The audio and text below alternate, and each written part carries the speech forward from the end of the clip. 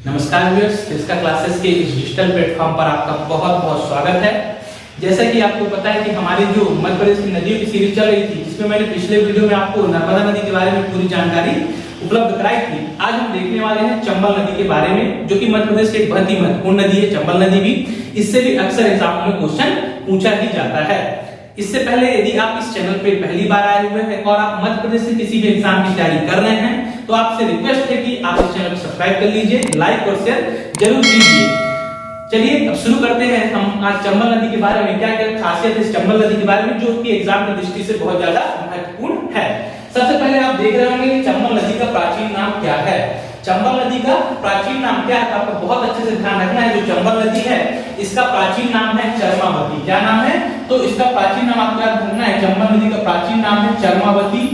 इस नदी का प्राचीन नाम है चरमावती। इसे आप अच्छे से ध्यान रखिए। प्राचीन नाम चरमावती, या कहीं कहीं धर्मावती भी लिखा मिलता है बुकों में, लेकिन अक्सर जो अधिकतर नाम मिलता है चरमावती, चंबल नदी का ही प्राचीन नाम है। इस फैक्ट को आप बहुत अच्छे से ध्यान में रखना है। दूसरा है फैक्ट आपका कि उद्गम। इस नदी का उद्गम या नदी निकलती कहां से है, या चंबल नदी का उद्गम कहां से होता है, तो आपको ध्यान रखना है। चंबल नदी निकलती है महू की जानापाव पहाड़ी से निकलती है। कहां से निकलती है, तो बहुत अच्छे से ध्यान रखना है। महू की जानापाव पहाड़ी, इसको बहुत अच्छे से ध्यान रखिए। महू की जानापाव पहाड़ी से इस नदी का क्या होता है, इस नदी का उद्गम होता है। चंबल नदी का महू की जानापाव पहाड़ी पे, या इंदौर जिला पूछेगा आपसे तो इंदौर के पास, क्या इंदौर पूछेगा, है ना, इंदौर आएगा। तो क्योंकि महू जो है इंदौर में आता है, तो या तो इंदौर जिले के रूप में दिया जाए उद्गम तो इंदौर रहेगा, या स्थान स्पेसिफिक आपसे पूछा जाए कभी तो महू की जानापाव पहाड़ी से इस नदी का उद्गम होता है। इसे आपको ध्यान रखना है। नेक्स्ट है इसकी कुल लंबाई कितनी है, अर्थात चंबल नदी कितनी लंबी है, तो आपको ध्यान रखना है। चंबल नदी की कुल लंबाई है कितनी है, तो चंबल नदी की जो लंबाई है 965 किलोमीटर है। कितनी है? 965 किलोमीटर इस नदी की क्या है, लंबाई है। कुल लंबाई कितनी है? 965 किलोमीटर। इस फैक्ट को भी आप बहुत अच्छे से ध्यान रखिए। कई बार एग्जामों में फैक्ट पूछा जाए कि चंबल नदी की लंबाई कितनी है। यही मैं आपको बता देना चाहता हूं, यह लंबाई के मामले में मध्य प्रदेश की दूसरी सबसे लंबी नदी है। इसके बाद नर्मदा के बाद, नर्मदा नदी के बाद दूसरी सबसे लंबी नदी कौन सी है, तो चंबल नदी है, जिसकी लंबाई है 965 किलोमीटर। वहीं मध्य प्रदेश है, मध्य प्रदेश में इसकी लंबाई कितनी है, तो आपको बहुत अच्छे ध्यान रखना, 320 किलोमीटर। मध्य प्रदेश कितनी बहती है नदी, तो 320 किलोमीटर मध्य प्रदेश में इस चंबल नदी की लंबाई है। इसे आपको अच्छे से ध्यान रखना है। फिर अगला फैक्ट है आपका कि इसका समापन कहां पे होती है। यह नदी जाए यमुना में जाकर मिल जाती है। समापन कहां पे होता है, इस नदी का समापन यदि पूछा जाए कि समापन चंबल नदी का कहां पे होता है, तो आपको बहुत अच्छे से ध्यान रखना है। समापन होता है इटावा के निकट यमुना में। इटावा के निकट, इटावा के निकट यमुना में जाकर मिल जाती है। यमुना में, ठीक ना, यमुना नदी में जाकर यह मिल जाती है, इटावा के निकट चंबल नदी। फिर इसके बाद यदि आपसे पूछा जाए कि इसकी कौन कौन सी सहायक नदियां हैं, चंबल नदी कौन है, तो आपको ध्यान रखना है कौन कौन सी। तो एक क्षिप्रा आपको याद रखना है, बहुत ज्यादा इंपॉर्टेंट, क्षिप्रा। बनास नदी आपको याद रखना है। काली सिंध नदी आपको याद रखना है। क्षिप्रा, बनास, काली सिंध, पार्वती, ये सब नदियां क्या हैं, ये सभी नदियां क्या कहीं ना कहीं किसकी, चंबल नदी की सहायक नदियां हैं। या तो दाएं तरफ से आके मिलेंगी, या तो बाएं तरफ से आकर इस नदी में मिलती हैं। तो ये इसकी सहायक नदियां हैं। प्रमुख सहायक नदी में लिख रहा हूं आपके यहाँ पे, क्षिप्रा, बनास, काली सिंध और पार्वती, जो कि चंबल की सहायक नदियों के रूप में जानी जाती हैं। अगला फैक्ट आपको ध्यान रखना है चंबल के बारे में, यहाँ पे कौन कौन से जलप्रपात हैं, इस नदी में कौन कौन से जलप्रपात है, इसके बारे में आपको ध्यान रखना है। तो आप ध्यान रखिए, जो जलप्रपात है जो कि इस चंबल नदी में बने हुए कौन कौन से जलप्रपात है, तो दो बहुत ज्यादा महत्वपूर्ण इसमें जो जलप्रपात हैं, जो महत्वपूर्ण अक्सर एग्जामों में इससे पूछे जाते हैं इस नदी के जो जलप्रपात। एक आपको ध्यान रखना, चुलिया जलप्रपात। कौन सा जलप्रपात, तो चुलिया जलप्रपात आपको ध्यान रखना है, जो कि चंबल नदी में बना हुआ है, चुलिया जलप्रपात। ठीक, कहां पे यदि पूछा जाए तो मंदसौर में है। यदि स्थान स्पेसिफिक पूछा जाए तो मैं ये भी बता दे रहा आपको, यह मंदसौर में है चुलिया जलप्रपात। दूसरा जलप्रपात जो महत्वपूर्ण है आपका पाताल पानी। कौन सा, पाताल पानी जलप्रपात। पाताल पानी जलप्रपात ये भी कहां पे है, यह इंदौर में है। पाताल पानी जलप्रपात कहां पे है, तो आपको बहुत अच्छे से ध्यान है, पाताल पानी जो जलप्रपात है यह इंदौर में है। इसके अलावा एक और जलप्रपात है, इस पे बना हुआ है झाड़ी दाहा। कौन सा, झाड़ी दाहा। झाड़ी दाहा जलप्रपात, ये भी कहां पे है, तो झाड़ी दाहा जलप्रपात भी इंदौर में है। इसे भी आप अच्छे से ध्यान रखिए। झाड़ीदाह जलप्रपात भी कहां पे है? तो झाड़ीदाह जलप्रपात भी इंदौर में है। तो 3 जलप्रपात विशेष रूप से आपको ध्यान रखना है चंबल नदी के बारे में। बहुत ज्यादा महत्वपूर्ण है आपके लिए चुलिया जलप्रपात। अक्सर एग्जामों में पूछा जाता है कि चुलिया जलप्रपात किस नदी पे बना हुआ है? तो चंबल नदी पे बना हुआ है। कहां पर है? तो मंदसौर जिले में यह जलप्रपात स्थित है। इसके बाद नेक्स्ट आपको ध्यान रखना परियोजनाएं। चंबल नदी पर कौन-कौन सी परियोजनाएं चलाई जा रही हैं?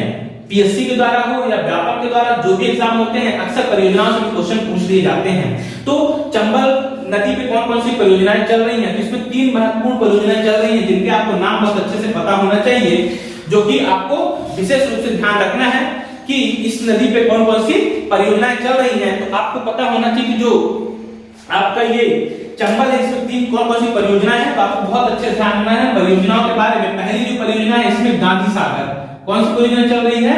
तो पहली जो परियोजना का नाम है गांधी सागर, मतलब परियोजना होते हैं बांध जो बने हुए हैं, इससे तात्पर्य तो गांधी सागर बांध, इसको आपको बहुत अच्छे से ध्यान रखना है। गांधी सागर बांध के बारे में आपको पता होना चाहिए। दूसरा आपको याद रखना है राणा सागर या राणा सागर बांध या राणा सागर परियोजना, राणा सागर बांध या राणा सागर परियोजना कहें इसको, एक ही बात। फिर तीसरा आपको जवाहर सागर याद रखना है। कौन कौन से? गांधी सागर, राणा सागर और तीसरे आपकी जवाहर सागर परियोजना। फिर अक्सर ये पूछ ले जाते हैं कि कहां पे स्थित है, इनकी स्थान भी पूछ ले जाते हैं। तो गांधी सागर बांध आपको याद रखना है मंदसौर में है। गांधी सागर बांध कहां पे है? मंदसौर में। चूंकि एमपी का इसलिए बहुत ज्यादा इंपॉर्टेंट हो जाता है आपके लिए। गांधी सागर बांध मंदसौर में है। और कब इसका निर्मित सन याद है? 1960 में। कब बनाया इसे? 1960। आपको यहाँ का सन याद रखना है गांधी सागर बांध के बारे में। दूसरा है राणा सागर बांध और जवाहर सागर बांध। तो ये दोनों कहां पे हैं परियोजनाएं? तो आप कह रहे हैं जो राणा सागर है ये कहां पे है? तो राणा सागर राजस्थान में है। राजस्थान में भी कहां पे स्पेसिफिक स्थान पूछ लिया जाए तो चित्तौड़गढ़। कहां पे है? तो ये चित्तौड़गढ़ में है। चित्तौड़गढ़ राजस्थान में है, ये राजस्थान। और यहीं पे भी आपसे पूछा जाए जवाहर सागर परियोजना, ये कोटा राजस्थान। कहां पे है? तो कोटा। और ये भी है कहां पे? राजस्थान में ये स्थित है। ये 3 परियोजनाएं महत्वपूर्ण हैं, अक्सर एग्जाम में पूछा जाता है। खासकर गांधी सागर बांध तो कई बार एग्जामों में पूछा गया है। तो ये आपको बहुत अच्छे से ध्यान रखना है। गांधी सागर बांध मंदसौर में 1960 में इसको बनाया गया। राणा सागर बांध चित्तौड़गढ़ में राजस्थान में है और जवाहर सागर बांध कोटा राजस्थान में है। इसे आपको विशेष रूप से ध्यान रखना है। फिर आप बात कर लेते हैं चंबल नदी के बारे में और कौन-कौन से महत्वपूर्ण आपके फैक्ट हैं, जो आपको तथ्य हैं, जो आपको फैक्ट से तथ्य आपको पता होने की चाहिए। तो सबसे पहले आपको याद रखना है कि मध्य प्रदेश की दूसरी सबसे बड़ी नदी है या मध्य प्रदेश की दूसरी बड़ी नदी है। मैंने ऊपर भी डिस्कस किया था आपसे। तो यह मध्य प्रदेश की दूसरी सबसे बड़ी नदी है। इस फैक्ट को आपको अच्छे से ध्यान रखना है। फिर आपको पता होना चाहिए जो कालिदास हैं, जो प्रसिद्ध कवि हुए हैं, साहित्यकार हुए हैं मध्य प्रदेश के कालिदास, इन्होंने इस नदी को किस अपना उल्लेख किया रचना मेघदूतम में। मेघदूतम में इस नदी को चर्मावती का उल्लेख किया हुआ है कालिदास ने। ये भी एक इंपॉर्टेंट फैक्ट है, आपको ध्यान रखना है। फिर बीहड़ के लिए नदी प्रसिद्ध है। बीहड़ के लिए कौन सी नदी जानी जाती है? तो बीहड़ के लिए जानी जाती है चंबल नदी। और इस बीहड़ को दूर करने के लिए, बीहड़ जो अपरदन की समस्या आती है, इसके दूर करने के लिए याद रखना है आपको विशेष रूप से सीडा और रंजा नाम 2 परियोजनाएं चलाई जा रही है, जो कि मृदा अपरदन को रोकने के लिए परियोजनाएं चालू की गई हैं। इसको आपको बहुत अच्छे से ध्यान रखना है। अगला फैक्ट आपको ध्यान रखना है प्रदेश एवं देश की सबसे स्वच्छ नदी है ये। प्रदेश एवं देश की स्वच्छ नदी मानी जाती है कौन सी? चंबल नदी। अगला फैक्ट आपको ध्यान रखना है यमुना नदी जो उप अववाह तंत्र है, ड्रेनेज सिस्टम यमुना नदी का उप अववाह इसका यमुना नदी का उप अववाह तंत्र की सबसे बड़ी सहायक नदी है। यमुना उप अववाह तंत्र की सबसे बड़ी सहायक नदी कौन सी है? तो आपको बहुत अच्छे से ध्यान रखना है इसकी सहायक नदी कौन सी है? चंबल है। और लास्ट फैक्ट आपको ध्यान रखना है विशेष रूप से चंबल घाटी के सर्वेक्षणकर्ता कौन हुए हैं? तो चंबल घाटी के सर्वेक्षणकर्ता वीएस वाकड़कर जी का नाम आपको बहुत अच्छे से ध्यान रखना है। इंपॉर्टेंट फैक्ट है ये। और इनका जन्म यदि पूछे कहां था, इनका संबंध कहां से था? तो नीमच से इनका संबंध था वीएस वाकड़कर साहब का। इस फैक्ट को भी आप अच्छे से ध्यान रखिए। तो ये थे आपके चंबल नदी के बारे में जो महत्वपूर्ण फैक्ट, जो आपके एग्जाम की दृष्टि से, चाहे कोई भी एग्जाम लोक सेवा आयोग के द्वारा एग्जाम आयोजित किया जाए या व्यापक के द्वारा एग्जाम आयोजित किया जाए, उस दृष्टि से या देश के कोई भी एग्जाम जिसमें नदियों से संबंधित जो प्रश्न पूछे जाते हैं तो ये फैक्ट आपको बहुत काम आने वाले हैं। आपको ये वीडियो कैसा लगा? यदि आपको वीडियो पसंद आया हुआ तो आप चैनल को सब्सक्राइब कीजिए, लाइक कीजिए और ज्यादा से ज्यादा शेयर कीजिए। फिर मिलेंगे किसी तक के लिए बहुत बहुत धन्यवाद।